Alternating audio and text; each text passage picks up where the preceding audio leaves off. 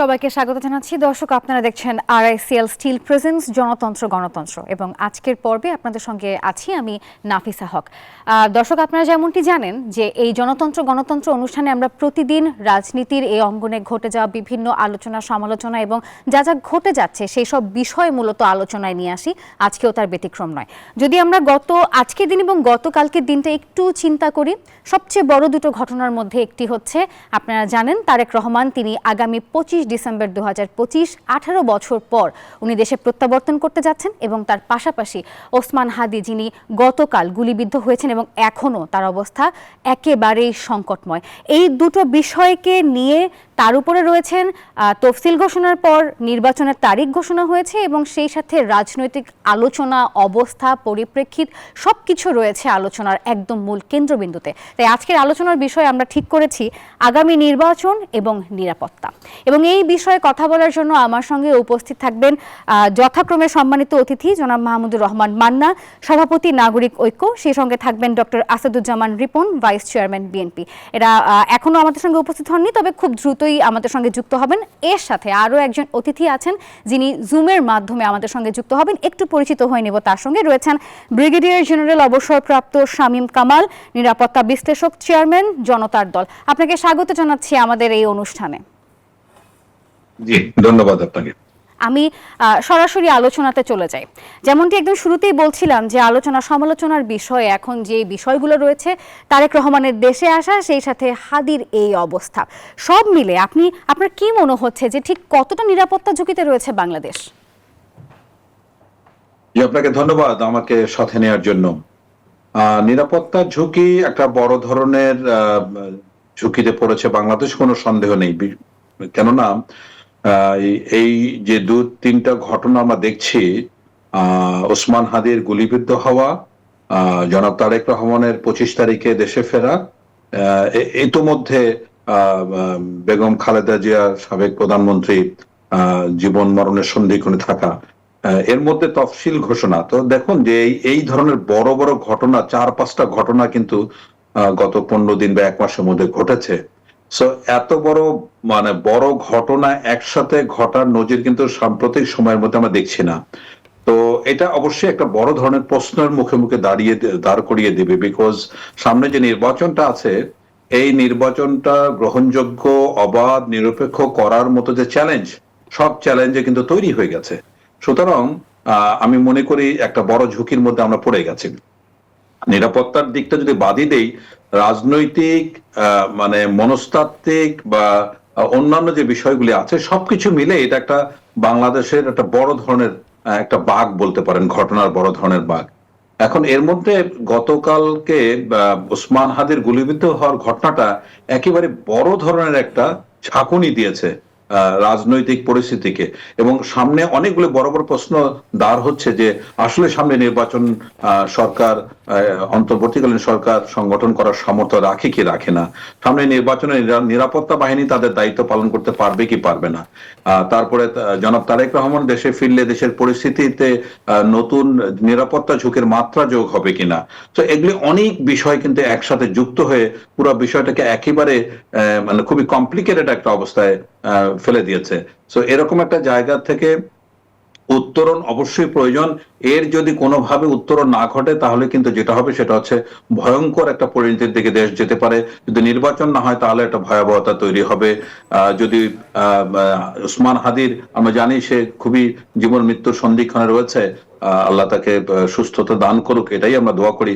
কিন্তু এটার যদি ব্যতিক্রম কিছু ঘটে, সেটাও কিন্তু বড় মাপের একটা প্রশ্ন তৈরি করবে যে আসলে ভবিষ্যতের রাজনীতিবিদ, ভবিষ্যতে যারা মুক্ত কথাবার্তা, মুক্ত স্বাধীন চিন্তা ভাবনা করে বা কথাবার্তা বলে, তাদের জীবন কতটা নিরাপদ। এর আগে কিছুদিন আগে চট্টগ্রামে এক প্রার্থীকে গুলি করা হয়েছিল, আপনি জানেন।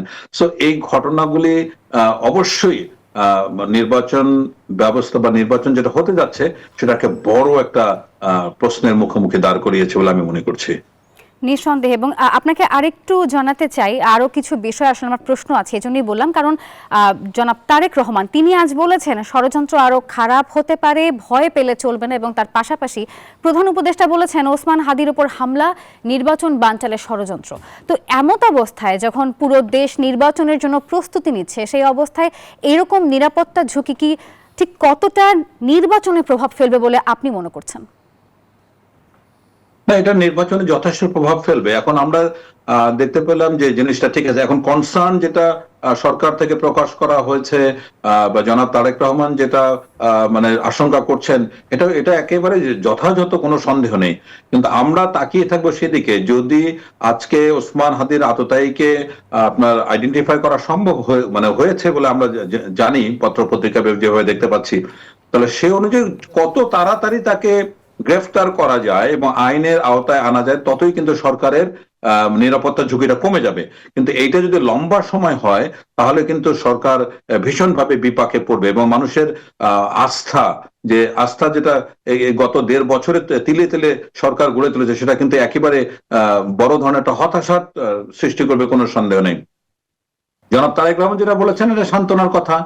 তবে ওনার এই আশার, ওনার এই দেশে ফেরা নিয়ে যে জটিলতা তৈরি হচ্ছে এবং বিভিন্ন ধরনের স্পেকুলেশন তৈরি হচ্ছে, সেটাও বাংলাদেশের রাজনীতিতে একটা নতুন মাত্রা, বড় বড় প্রশ্নের কিন্তু সম্মুখীন হতে হচ্ছে বলে আমি ধারণা করছি। এই প্রশ্নগুলি একসময় খুব বড় ধরনের অভিযোগ আকারে উত্থাপিত হয়তো হবে, কারণ উনি ওনার নিজের ভেরিফাইড পেজে যে স্ট্যাটাস দিয়েছিলেন যে তার দেশে ফেরাটা তার একক নিয়ন্ত্রণে নয়, তাহলে গত 15 দিনের মধ্যে কি ব্যাপার ঘটলো যে এখন বিষয়টা নিয়ন্ত্রণের মধ্যে চলে আসলো। তো এগুলি কিন্তু খুব বড় ধরনের একটা অভিযোগের দিকে যাবে, এবং আমি আমি আমি আমার ধারণা যে এটা বিএনপির রাজনীতিকে যথেষ্টভাবে প্রভাবিত করবে। সার্বিকভাবে দেখুন, বিএনপি এখন বড় রাজনৈতিক দল, তাদের সামনে সরকার গঠনের সম্ভাবনা রয়েছে।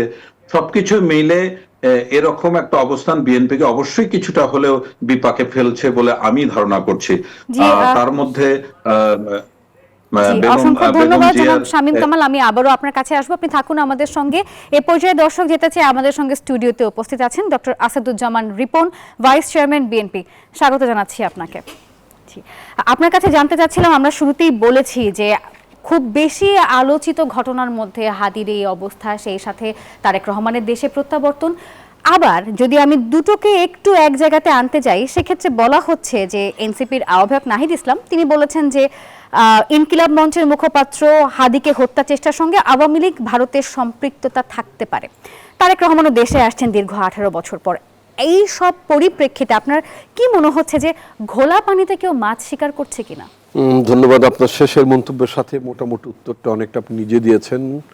সেটা যে বাংলাদেশে একটি শক্তি, তো শুরু থেকে আমরা বলছিলাম যে বাংলাদেশের আগামী দিনে যে অনুষ্ঠিতব্য যে নির্বাচনটির জন্য জনগণ অপেক্ষা করছে বছরের পর বছর। আমাদের দেশে একটা নামে সরকার ছিল, বাট সে সরকার তো ডেমোক্রেটিক সরকার ছিল না।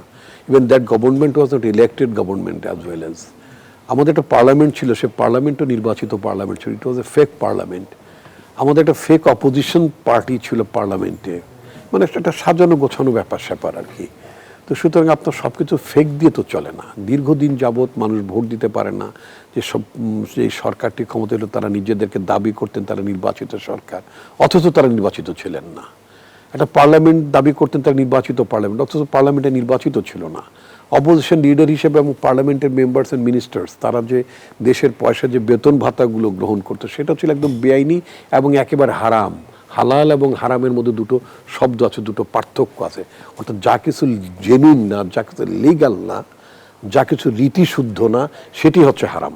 জনগণ আপনাকে ভোট দেন, অথচ আপনি ক্লেম করতেন যে আপনি নির্বাচিত হয়েছেন। জনগণ আপনাকে ভোট দেন, আপনি বলছেন নির্বাচিত প্রধানমন্ত্রী। জনগণকে আপনি ভোট দিতে দেননি, আপনি দামি নির্বাচন করেছেন, সেখানে পার্লামেন্ট একটা অপোজিশন পার্টি ক্রিয়েট করেছেন, আপনি বলছেন যে আপনার পার্লামেন্টে বিরোধী দল আছে। অল একটা সাজানো গোছানো ব্যাপার স্যাপার। এখান থেকে আমাদের বেরোন দরকার ছিল, এখান থেকে আমাদের গণতান্ত্রিক রূপান্তর দরকার ছিল, এবং সেটার জন্যই কিন্তু বাংলাদেশের আপামর জনগণ একটা গণঅভ্যুত্থান সংগঠিত করেছে। সেই গণঅভ্যুত্থানের অ্যাসপিরেশন হিসেবে বাংলাদেশের জনগণ একটি গণতান্ত্রিক নির্বাচিত সরকার চায়, থ্রু অ্যান ইলেকশন, একটা নির্বাচনের মাধ্যমে, যেটা বহু বছর ধরে তারা প্রায় 1.5 যুগ ধরে তারা এরকম একটি মানে ভোট দান থেকে তারা বঞ্চিত আছেন। এখন আপনি জানেন যে এই গণঅভ্যুত্থানের মধ্যে একটি মানে কি বলে একটা স্বৈরাচারী সরকারের বিদায় ঘটেছে, তারা সদল বলে সপরিবারে ভারত এবং অন্য অন্য দেশে পালিয়ে আছে, মেইনলি ভারতে পালিয়ে আছে, তারা আশ্রয় নিয়ে আছে তারা সেখানে। এবং ভারত সরকার, ভেরি ইন্টারেস্টিং, ভারত সরকার তাদেরকে প্রশ্রয় দিচ্ছে, তাদেরকে আশ্রয় দিয়েছে, তাদের পুরো আতিথেয়তা তারা দিয়ে সেখানে রেখেছে। আমি বিশ্বাস করতে চাই, বাংলাদেশের জনগণও বিশ্বাস করে, সেটা হলো যে বাংলাদেশে আগামী যে নির্বাচনটি অনুষ্ঠিত হওয়ার কথা, নির্বাচনে আপনার তফসিল ঘোষণার মধ্য দিয়ে শঙ্কার মেঘ কেটে গিয়েছে, যেমন অ্যাট দ্য সেম টাইম এটাকে ম্যাটেরিয়ালাইজ করা, এটাকে বাস্তবায়ন করে ইমপ্লিমেন্ট করা, একটা নির্বাচন আয়োজনের মধ্য দিয়ে একটি সরকার গুছিয়ে আনা, একটা সরকারের শপথ নেওয়া এবং সেই সরকারের যাত্রা শুরু করাটা খুব খুব খুব সহজ না, খুব কঠিন। এবং সেই কঠিনটারই আপনার একটা মানে আপনার ফার্স্ট একটা চ্যালেঞ্জ ছুড়ে দিয়েছে কিন্তু এই যে ষড়যন্ত্রটা, এই যে ওসমান হাদি একটা সে অত্যন্ত একটা মানে আই মাসে এই ছেলেটি এত এত সাহস উচ্চারণ করতো, এত দেশপ্রেমিক একটি ভালো ছেলে। জুলাই গণঅভ্যুত্থানে তো অনেকেই জুলাই যোদ্ধা ছিল, বাট এই ছেলেটি কোনো টেন্টেড ইমেজ ছিল না, একেবারে আপাদ মস্তক একটা দেশপ্রেমিক চরিত্রে ছিল এই ছেলেটি।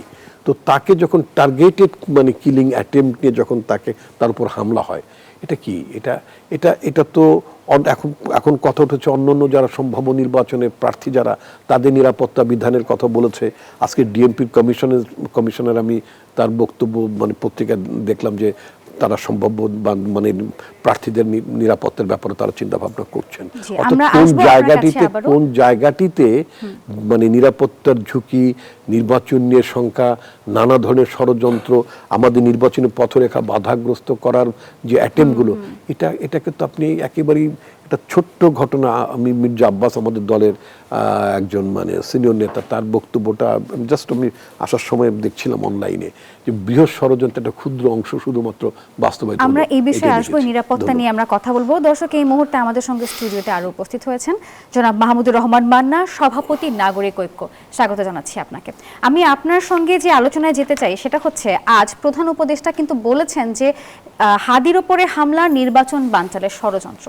আপনার কি মনে হচ্ছে যে এটা কি আসলেই নির্বাচন বানচালের ষড়যন্ত্র? এবং তারেক রহমান সেই সাথে কিন্তু বলেছেন যে এরকম আরো অনেক হামলা হতে পারে, ষড়যন্ত্র আরো খারাপ হতে পারে, তবে ভয় পেলে চলবে না। সব মিলে আপনি কি মনে করছেন? এমন দুটো লোকের নাম বলেছেন যে এদের কোনো কথাকেই কম গুরুত্ব দেওয়ার কারণ নেই। তার মধ্যে প্রধান উপদেষ্টা মানে ক্ষমতার প্রধান কেন্দ্রবিন্দুতে বসে আছেন, উনি যত চতুর্দিক দেখতে পারেন, বহু জায়গা আছে যেখানে আমাদের দৃষ্টি যায় না, বহু মানে শোনার মতো জানার মতো বিষয় আছে যে আমরা জানতে পারি না, শুনতে পারি না। উনি যখন বলেছেন তখন এটাকে খুবই খুবই গুরুত্বের সঙ্গে নেওয়া উচিত আমি মনে করি। কিন্তু আমাকে ধরেন অ্যাজ এ লেম্যান যদি বলেন, তাহলে না, একটা লেম্যান যদি ধরেন তাহলে মানে খুব স্বাভাবিকভাবে ধরেন এরকম প্রশ্ন করতে পারি, এরকম হামলা যে ইয়েদের উপরে সরাসরি প্রার্থীদের উপরে হতে পারে সেই রকম আশঙ্কা কেউ কেউ আগে কিন্তু প্রকাশ করেছিলেন, এবং সবাই একটু হেরফের হয়েছে।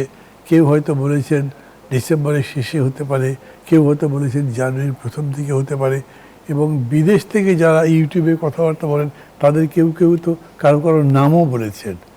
সেই প্রেক্ষিতে সরকারের পক্ষ থেকে বিশেষ করে ব্যবস্থা কি নেওয়া হয়েছিল মনে হয় না। দেখেন, ঘটনাটা ঘটবার পরে ইতিমধ্যে আমরা বেশ কিছু খবর পেয়েছি, যেমন 2-3টা হোন্ডা আরোহী যার সাথে সাথে ছিল, একজন সবসময় মাস্ক পরে থাকতো, তার চেহারা কখনো দেখা যায়নি, এবং এরাই এটা করে থাকতে পারে সেটা বলেছে। আমি আজকে আবার শুনেছি গতকাল সারা রাত ধরে তাদেরকে যেরকম উইচ হান্টিং করার মতো ঢাকা সিটিতে তারা করেছে, এবং তারপরে এরকম একটা বক্তব্য আমি ফেসবুকে পড়লাম যে সম্ভবত তারা বর্ডারের উপারে থেকে এসেছিলেন, আবার বর্ডারে ফিরে গেছেন, এরকম কথাও বলা হয়েছে। গভর্নমেন্টের এই সম্পর্কে কোনো বক্তব্য নেই, কোনো বিবৃতি নেই। তা থেকে মানে আমি পাল্টা প্রশ্ন করতে পারি, নির্বাচন বানচাল হতে পারে এটা কি উনি আজকে এই ঘটনা দেখে বুঝলেন, জাস্ট একটা মানে আপনার কিলিং অ্যাটেম্প্ট থেকে বুঝলেন, নাকি আগেও এরকম কোনো লক্ষণ ছিল? তো তো এই সব মিলে আমি বলবো যে তারপরে ঘটনাটা দেখা দরকার। আর তারেক রহমান যেটা বলেছেন এই বলাকেও নিশ্চয়ই গুরুত্ব দিয়ে দেখতে হবে। তারপরে আমি প্রফেসর ইউনূসের বক্তব্য যতখানি গুরুত্ব দিয়ে দেখছি, ওনারটাকে সেই গুরুত্ব দিয়ে দেখছি না। প্রফেসর ইউনূস ক্ষমতায় আছেন বলেই তার প্রত্যেকটা কথাই should be on the basis of information, knowledge, বাকিরা থেকে ফিট করেছে। আর ইনি অনেকগুলোই হয়তো তার বড় দল, তারা এর আগে কয়েকবার ক্ষমতায় ছিলেন, ক্ষমতায় থেকে কীরকম করে কাজ করতে হয় সেগুলো কম বেশি জানেন, সেই আলোকে বলেছেন। আর অনেকগুলোই আছে বহু বছর ধরে বিদেশে আছেন, দেশের সাথে যোগাযোগই নেই। আর রাজনৈতিক দল যখন ক্ষমতার বাইরে থাকে তখন তারা হয়তো অর্ধেক বলে ইনফরমেশনের উপরে, আবার অর্ধেক বলে একটা অ্যানালিসিসের উপরে। এই ঘটনার পরে এটা হতে পারে, অথবা এই সিমটমের রেজাল্ট এরা হতে পারে, তার ভিত্তিতে হয়তো বলতে পারেন। যেমন ধরেন আমার নিজের কাছে মনে হয় হাদিকে হত্যা করার কি সুগভীর ষড়যন্ত্র হতে পারে। তার সাথে কোনো ব্যক্তিগত কোনো ব্যাপার তো কেউই বলেনি, কোনো গ্রুপগত গোষ্ঠীগত দ্বন্দ্বের কথা কেউ বলেনি, বরঞ্চ সবাই একটাই কথা বলেছে, যেটা একটু আগে রিপন বলছিলেন, তার যে বক্তব্যের ধার, তার বক্তব্যের যে জোর এবং যে নির্ভীকতা, এগুলো অনেককেই চিন্তিত করতে পারে। তো এটা যদি হয় তাহলে আমাদের এই সোসাইটিতে, আমাদের রাজনীতিতে এই রকম বলার এবং করার অনেক মানুষ আছেন, এবং যারা নির্বাচন করছেন তো তাদের প্রত্যেকের জীবনের আশঙ্কাই তো বটে আছে, এবং তাদের সিকিউর করার জন্য আপনি কী করছেন, করতে তো পারছেন না। সেই কারণে আমার মনে হয় যে তারেক রহমান যেটা বলেছেন সেই কথা বেশি গুরুত্বের সাথে নেওয়া উচিত সরকার পক্ষের। আইন শৃঙ্খলা যারা রক্ষা করছেন, হয়তো তার কাছে আরও অনেক বেশি কিছু ইনফরমেশন আছে, উনি জানেন যে এরকম হতে পারে। উনি প্রার্থীদেরকেও সতর্ক করেছেন, হয়তো একই সঙ্গে সরকারকেও এটা গ্রহণ করতে হবে যে তাদের আরও বেশি অ্যালার্ট হতে হবে। অসংখ্য ধন্যবাদ আপনাকে। একটু আপনাদের জ্ঞাতার্থে জানিয়ে রাখতে চাই, আমাদের সাথে কিন্তু জুমেও যুক্ত ছিলেন ব্রিগেডিয়ার জেনারেল অবসরপ্রাপ্ত শামীম কামাল, নিরাপত্তা বিশ্লেষক, চেয়ারম্যান জনতার দল। তিনি এখনও আছেন, আমরা আবারও কথা প্রসঙ্গে তার কাছে যাব। তবে এই মুহূর্তে দর্শক আপনাদের সকলের উদ্দেশ্যে জানিয়ে দিতে চাই, নিশ্চয়ই আপনারা এতক্ষণে জেনে গিয়েছেন যে সুদানের আবেইতে আজ শনিবার অর্থাৎ 13 ডিসেম্বর 2025 সন্ত্রাসী কর্তৃক হামলায় ইউএনের ঘাঁটি আক্রমণে বাংলাদেশ সেনাবাহিনীর 6 জন শান্তিরক্ষী নিহত হয়েছেন এবং এখনো পর্যন্ত 8 জন আহত হয়েছেন, যুদ্ধ চলমান। এটি নিঃসন্দেহে খুবই ভয়াবহ এবং দুঃখ ভারাক্রান্ত একটা সংবাদ আমাদের পুরো বাংলাদেশিদের জন্য। তবে আপনারা আমাদের সঙ্গে থাকুন, আমরা আলোচনায় আবারও ফিরব। দর্শক, এ পর্যায়ে আরআইসিএল স্টিল প্রেজেন্স জনতন্ত্র গণতন্ত্রের সময় হলো একটা বিরতির, সঙ্গেই থাকুন। দর্শক, আরআইসিএল স্টিল প্রেজেন্স গণতন্ত্র অনুষ্ঠানে সবাইকে আরও একবার স্বাগত জানাচ্ছি। এবং ইতিমধ্যে আপনারা কিন্তু জেনে গিয়েছেন, আমরা বলছিলাম মানে খুবই দুঃখ ভারাক্রান্ত মনে, যে সুদানের আবেইতে যেই যুদ্ধের যে ঘটনা ঘটেছে সেখানে কিন্তু ইউএন ঘাঁটি আক্রমণে বাংলাদেশের 6 জন সেনাবাহিনীর শান্তিরক্ষী নিহত হয়েছে এবং 8 জন আহত। এই বিষয়ে আসলে আমরা একটু কথা বলতে চাই। যেমনটি জানিয়েছিলাম, আমাদের সঙ্গে জুমের মাধ্যমে যুক্ত আছেন ব্রিগেডিয়ার জেনারেল অবসরপ্রাপ্ত শামীম কামাল। একটু যুক্ত হয়ে নিব তার সঙ্গে। জনাব শামীম কামাল, আপনি অবশ্যই ইতিমধ্যে অবগত এই ঘটনা নিয়ে। জানতে চাচ্ছি আপনার কাছে, দক্ষিণ সুদানের এই যে আক্রমণ হলো বাংলাদেশি এই নিরাপত্তা শান্তিরক্ষীদের উপরে, আসলে এই বিষয়টাকে আপনি কিভাবে দেখছেন? জি, আপনাকে আরেকবার ধন্যবাদ, এবং ধন্যবাদ আজকের বিজ্ঞ সহ আলোচক যারা যোগদান করেছেন। দেখুন, আপনি আজকের আলোচনার শুরুতে যেমনটা বলছিলেন যে অনেকগুলি সংকট দিয়ে বর্তমান যে পরিস্থিতি, তাতে নির্বাচন কতটুকু নিরাপদ হবে ইত্যাদি ইত্যাদি, এখন এই ঘটনাটি আর একটা নতুন মাত্রা যোগ করলো। সো আমাদের প্রস্তুত থাকতে হবে অনেক অনাকাঙ্ক্ষিত ঘটনার জন্য। খুবই মানে আমি নিশ্চিতভাবে বলতে চাই যে এই ঘটনাটা ঘটেছে দক্ষিণ সুদানে। যে জায়গাটির কথা উল্লেখ করা হয়েছে, এই জায়গাটার নাম অ্যাবেই। তো অ্যাবেই হচ্ছে গিয়ে একটা অ্যাডমিনিস্ট্রেটিভ এরিয়া, এবং অ্যাবেই হচ্ছে পৃথিবীর একটা সম্পদশালী একটা জায়গার মধ্যে একটি। এখানে প্রচুর তেল এবং সহ অন্যান্য ডায়মন্ড, গোল্ড, সব ধরনের সম্পদ এখানে আছে। এটা যখন আবিষ্কৃত হলো তখন সুদান এটা ছাড়তে অস্বীকৃতি করলো। সো দুই দেশের মধ্যে এটা একটা ডিসপিউটেড এরিয়া অ্যাবেই। তো কিন্তু এটা দক্ষিণ সুদানের মধ্যে। এই জায়গায় আমি 2021 সালে সেক্টর কমান্ডার হিসেবে, পিসকিপার হিসেবে আমি দায়িত্ব পালন করেছিলাম। এখন যে পরিস্থিতি, যে এখানকার তেল প্রায় 3000 কিলোমিটার পাইপলাইনের মাধ্যমে এটা খার্তুমে যায়, এবং এই তেল বিক্রি হচ্ছে সাউথ সুদানের, দক্ষিণ সুদানের অর্থনীতির 80% অর্থ সংকলন হয় এই তেল রপ্তানির মাধ্যমে। একইভাবে সুদান আবার এটার থেকে 20 থেকে 25% তার যে রেমিটেন্স এটা থেকে অর্জন করে। সো এখন আপনারা জানেন যে সুদানে গৃহযুদ্ধ চলছে। এটা সামরিক বাহিনী, সুদান আর্মি এবং প্যারামিলিটারি ফোর্স তাদের, যেটা আরএসএফ, তাদের মধ্যে গত 4 বছর 5 বছর ধরে এই যুদ্ধটা চলছে 2021 থেকে। এখন তাদের মধ্যে একটা আন্ডারস্ট্যান্ডিং ছিল যে যুদ্ধ যেই করবে না কেন পাইপলাইনে কেউ আক্রমণ করবে না। গত সপ্তাহে দক্ষিণ সুদানের সাথে সুদানের প্যারামিলিটারি ফোর্স এবং আর্মির একটা চুক্তি স্বাক্ষর হয় যে কেউই এই স্থাপনার উপরে আক্রমণ করবে না। তো এই অ্যাবের এই তৈল শোধনাগারগুলিতে কেউই আক্রমণ করবে না, বিকজ সকলের স্বার্থ এখানে জড়িত। এই চুক্তিটা আরএসএফ ভঙ্গ করেছে। দুর্ভাগ্যক্রমে এই জায়গাটার নিরাপত্তার দায়িত্বে আছে বাংলাদেশ একটি ব্যাটালিয়ন, এবং সেখানেই তারা আক্রমণ করেছে। সো এটা একটা যে চুক্তি, তার বড় ধরনের বরখেলাপ, এবং এটা একটা বড় ধরনের ঘটনা। কারণ অ্যাবেতে যে এটা ইউনিসফা, এইটার মিশনটার নাম ইউনিসফা, এখানে এইটাই কিন্তু সবচেয়ে বড় ধরনের ঘটনা আমরা লক্ষ্য করলাম গত 7-8 বছরের মধ্যে। তো যাই হোক, যারা এখানে মৃত্যুবরণ করছে তাদের আমরা রুহের মাগফিরাত কামনা করি, এবং যারা আহত হয়েছে তারা তাড়াতাড়ি সুস্থতা আল্লাহ তাআলা প্রদান করুক, সে দোয়াই আমরা করছি। তো এটা বড়ভাবে খুব মোটা দাগে বাংলাদেশের শান্তি রক্ষা মিশনে এত কাল যে ঘটনাগুলি ঘটেছে তার মধ্যে বড় একটি ঘটনা। নিঃসন্দেহে অসংখ্য ধন্যবাদ আপনাকে। এবার আমরা আবারও আমাদের মূল আলোচনায় ফিরতে চাই, যেতে চাই জনাব মাহমুদুর রহমান মান্না আপনার কাছে। গতকালকে মির্জা ফখরুল ইসলাম আলমগীর উনি জানিয়েছেন যে বিএনপির ভারপ্রাপ্ত চেয়ারম্যান তারেক রহমান উনি দীর্ঘ 17-18 বছর পর বাংলাদেশে ওনার প্রত্যাবর্তন হতে যাচ্ছে আগামী 25 ডিসেম্বর। এখন এই মুহূর্তে বিএনপির সঙ্গে বিএনপির জোট সঙ্গীদের একটু মনোমালিন্য সময় যাচ্ছে। এই অবস্থায় আপনার কি মনে হচ্ছে যে জোটের সঙ্গীদের ক্ষেত্রে ভোটের রাজনীতিতে তারেক রহমানের এই প্রত্যাবর্তন ঠিক কতটা সমঝোতায় নিয়ে আসবে পুরো ব্যাপারটাকে? মির্জা ফখরুল যেরকম করে বলেছেন তাতে তারেক রহমান ফিরবেন 25 তারিখে। নমিনেশন জমা দেওয়ার শেষ তারিখ হলো 29, 4 দিন বাকি থাকবে। ইনফ্যাক্ট 4 দিনও না, 3 দিন, 26, 27, 28। মানে সমস্যাটা ধরে আজকে যেরকম করে দাঁড়িয়ে আছে তাতে নাথিং হ্যাজ ডেভেলপড।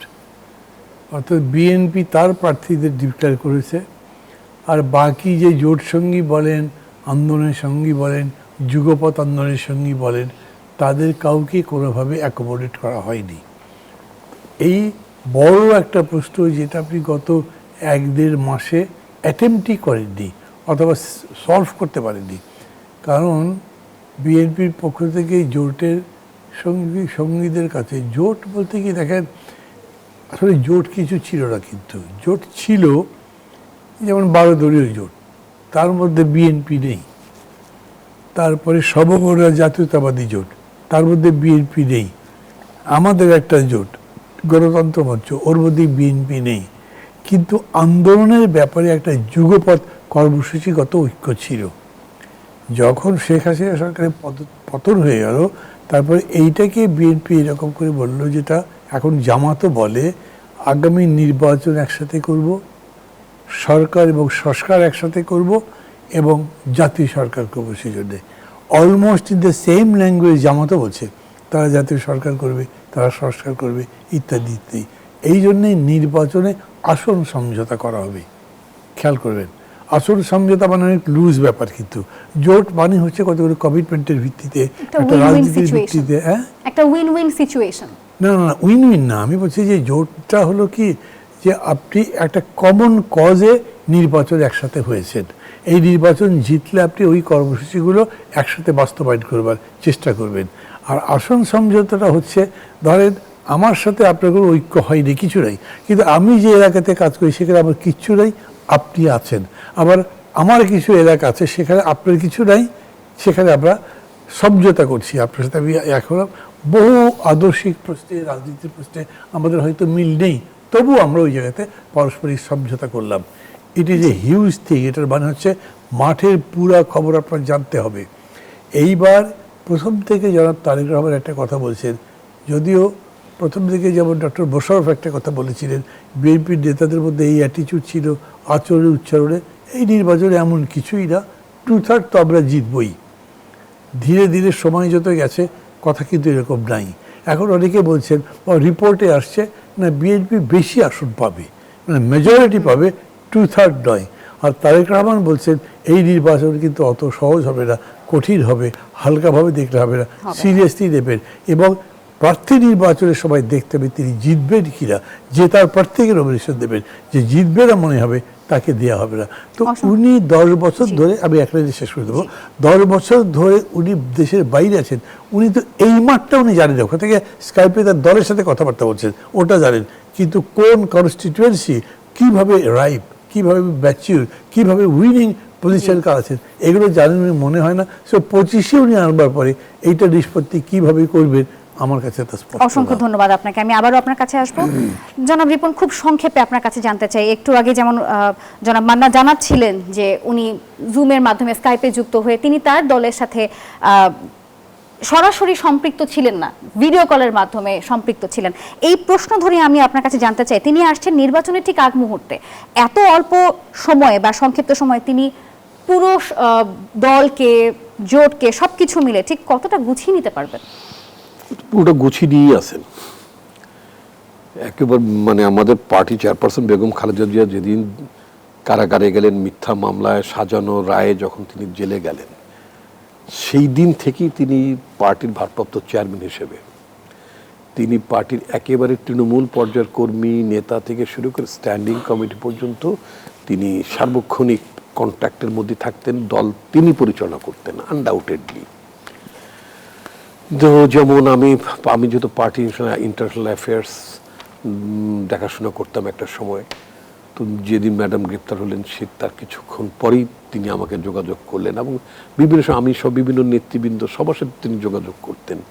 তো একটা হচ্ছে চাক্ষুষ যোগাযোগ, শারীরিক যোগাযোগ, যেটা আমি সামনে বসে কথা বলছি, হয়তো এইভাবে আমাদের মানে ফিজিক্যাল প্রেজেন্সে হয়নি বটে, কিন্তু অলমোস্ট মানে পার্টির ভারপ্রাপ্ত চেয়ারম্যান হিসেবে তিনি অলমোস্ট এভরিডে 18-19 ঘন্টা প্রায় সময় দিতেন, প্রতিদিন দিতেন।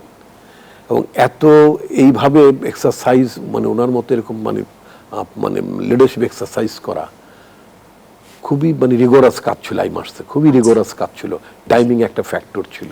এমনও দেখা গেছে যে আমাদের কোনো মিটিং উনি 10টায় করার কথা, তো আমাদের সাথে যুক্তরাজ্যের টাইমিংয়ের ডিফারেন্স কখনো 4 ঘন্টা 5 ঘন্টাও থাকে, তাহলে আপনি বুঝুন তাহলে ওনাকে ওখান থেকে কখন শুরু করতে হতো। তো যাই হোক, এটা কোনো বাধা, আমরা দল পরিচালনার ক্ষেত্রে কোনো বাধা দেখিনি, নেতৃবৃন্দের সাথে সংযোগের ক্ষেত্রে আমরা কোনো মানে বাধা অনুভব করিনি কখনো। উনি সার্বক্ষণিকই যোগাযোগের মধ্যে ছিলেন এবং পার্টির নানা ফোরামের মধ্য দিয়েই তিনি পার্টিতে অবস্থান এবং সম্ভাব্য জেতার মতো প্রার্থী যাচাই বাছাই করেন। উনি তো নতুন চেনেন। এবং আরেকটা কথা মান্না ভাই হয়তো জানেন, আমি একটু বলছি, মান্না ভাই তো জানেন, সেটা হচ্ছে উনি যখন পার্টির সিনিয়র জয়েন্ট সেক্রেটারি ছিলেন, জয়েন্ট সেক্রেটারি জেনারেল ছিলেন সেই আপনার 2001 নির্বাচনের সময়, সেই নির্বাচনটা কিন্তু তিনি পরিচালনা করেছেন। এটা কিন্তু আমি আপনার দর্শকদের উদ্দেশ্যে বলছি। এটাই আমি আসলে বলছিলাম যে অনেক বিষয় জনগণ হয়তোবা জানে না, সেটা আলোচনার মাধ্যমে জনগণের কাছ পর্যন্ত পৌঁছায়। আমরা এই বিষয়ে আরো বিস্তারিত আলোচনা করব, সময় হলো একটা বিরতির। প্রিয় দর্শক, দেখছেন জেডএসআরএম নির্বাচনের পথে, নিচ্ছে একটি বিরতি, সঙ্গেই থাকুন। আরআইসিএল স্টিল প্রেজেন্স গণতন্ত্র সবাইকে আরো একবার স্বাগত জানাচ্ছি। আমরা অনুষ্ঠানের একদম শেষ পর্যায়ে আছি, যেতে চাই ডক্টর আসাদুজ্জামান রিপন আপনার কাছে, খুব সংক্ষেপে আপনার শেষ কথা কি হবে? শেষ কথা হবে এই বর্তমান নির্বাচন নিয়ে যে সংখ্যাটি আছে, নতুন করে যে পরিস্থিতি তৈরি হলো, হাদিকে যারা হত্যা প্রচেষ্টার অংশ হিসেবে যারা তাকে গুলি করেছে তাদেরকে আইনের আওতায় আনা, যাতে পালিয়ে যেতে না পারে। সরকারের একটা আমরা শুনেছি সরকার সচেষ্ট আছে, এটা দ্রুত মানে ব্যবস্থা নিতে হবে যাতে মানুষের মধ্যে আশার সঞ্চার হয় যে আমাদের আইন প্রয়োগকারী সংস্থা যথেষ্ট সক্ষম এবং অপরাধীরা অপরাধ করে পার পাচ্ছে না। এটা একটা দিক। দ্বিতীয় দিক হচ্ছে নির্বাচন নিয়ে যাবতীয় যে সমস্ত শঙ্কা ষড়যন্ত্র যারা আছে তাদের ব্যাপার বা সেই ব্যাপারে সজাগ থাকা। তৃতীয়ত হচ্ছে যারা তলে তলে একসময় তো আওয়ামী লীগের কি বলবো ছেলেরা মানে বলতো যে মানে লুঙ্গি নিচে আশ্রিত আপনার মানে সংগঠন, এখন অন্য কেউ যাতে তাদের লুঙ্গির নিচে যাতে আবার এই পতিত স্বৈরাচারের লোকজনকে না রাখে। অসংখ্য ধন্যবাদ। জনাব মাহমুদুর রহমান মান্না, আপনার শেষ কথা কি হবে আজকে? কি ব্যাপারে? নির্বাচন, নিরাপত্তা, দেশের রাজনৈতিক বর্তমান প্রেক্ষাপট। মানে যত কম সময় বলেছেন সেটা তো খুব মুশকিল। প্রথম কথা হলো, আমাদের পরে এসছি, আগে কি কি হয়েছে আমি জানি না, সাবজেক্ট আমি ঠিক মতো বুঝতে পারিনি। আপনি এখন যেটা বলেছেন তাতে এক নম্বর বলবো, নির্বাচনের তফসিল ঘোষণা মেঘ অনেক কাটিয়ে দিয়েছে। গতকালকের ঘটনা নতুন করে মানুষের মধ্যে একটা ভীতি সঞ্চার করেছে। এখন কাজ হবে ভীতি দূর করা। রাইট। এটা বললেই হয় না, এই কারণে যে ধরেন ভীতি দূর করবার জন্য the presence of a strong internal law agency লাগবে, পুলিশ পার্টিকুলার। এটা কোনো কাজেরই নাই এখন পর্যন্ত। আর যে ঘটনাটা ঘটেছে আমি নিশ্চিত আছি এই সম্পর্কে কোনো সাকসেস খুব ইমিডিয়েটলি তারা দেখাতে পারবে না। যদি এমন হতো যে 24 ঘন্টার মধ্যে তারা এই অপরাধী যারা গুলি টুলি করেছে ধরতে পারতো, তারপরে বলতো যে আমরা অ্যাকশন নিতে পারছি এবং আমরা কন্ট্রোল করব। সেই জায়গাতে বরঞ্চ প্রধান উপদেষ্টা যখন বলেন যে নির্বাচন বানচালের চেষ্টা করছে, এটা ঘিতে আগুন লাগিয়ে দেয়। এটা ভালো হয়নি কাজটা। অসংখ্য ধন্যবাদ জনাব মাহমুদুর রহমান মান্না, ডক্টর আসাদুজ্জামান রিপন এবং সেই সঙ্গে ধন্যবাদ জনাব ব্রিগেডিয়ার জেনারেল অবসরপ্রাপ্ত শামীম কামাল। দর্শক, আজকের জনতন্ত্র গণতন্ত্র এ পর্যন্তই। সঙ্গে থাকার জন্য ধন্যবাদ সবাইকে।